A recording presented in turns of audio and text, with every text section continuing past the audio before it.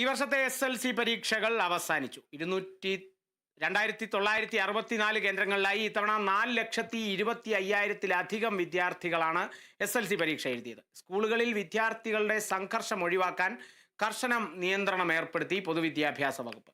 10ാം ക്ലാസ്സിലെ അവസാന ദിനം നിയന്ത്രണങ്ങളോടെ ആഘോഷിച്ച് വിദ്യാർത്ഥികൾ.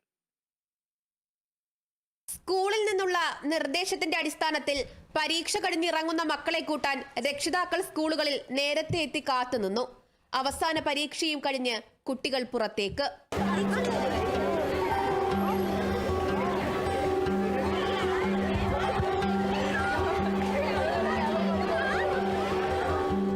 അതിരുവിടാതെ 10ാം ക്ലാസ്സിലെ അവസാന ദിനം ആഘോഷമാക്കി കുട്ടികൾ.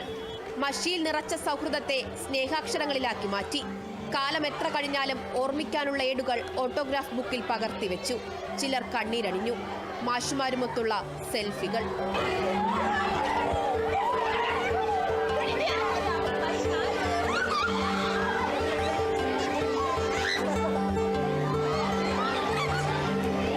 കർശന നിർദ്ദേശമാണ് പൊതുവിദ്യാഭ്യാസ വകുപ്പ് സ്കൂളുകൾക്ക് നൽകിയിരുന്നത്.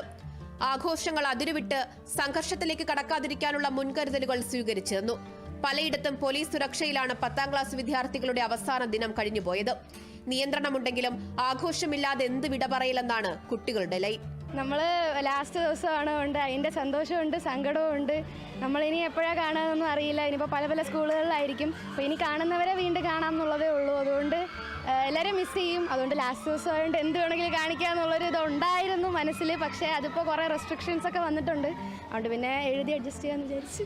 സന്തോഷവും സങ്കടവും പരിഭവങ്ങളും ഒക്കെ പങ്കുവെച്ച ഒരു SSLC കാലം കൂടി കടന്നുപോകുന്നു. ഇണക്കവും പിണക്കവും ഒക്കെ ഓർമ്മകളാകുന്നു.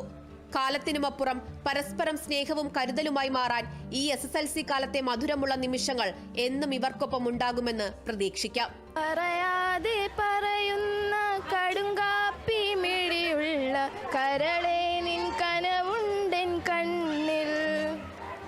പറയാതെ പറയുന്ന കടുങ്കാപ്പി മിഴിയുള്ള കരളെ നിൻ കനവുണ്ടൻ കണ്ണിൽ. കടലോളം സ്നേഹം ഉള്ളിലുള്ളിലുണ്ട്, പറയാനായി പലതും കാത്തുവെച്ചതെല്ലാം. നിന്റെ കടുങ്കാപ്പി മിഴിയൊന്നു കാണാൻ ഞാനും ആ കടലിന്റെ കടവത്തു കാത്തു. വിവിധ ബ്യൂറോകൾക്കൊപ്പം കേരള വിഷൻ ന്യൂസ്, തിരുവനന്തപുരം.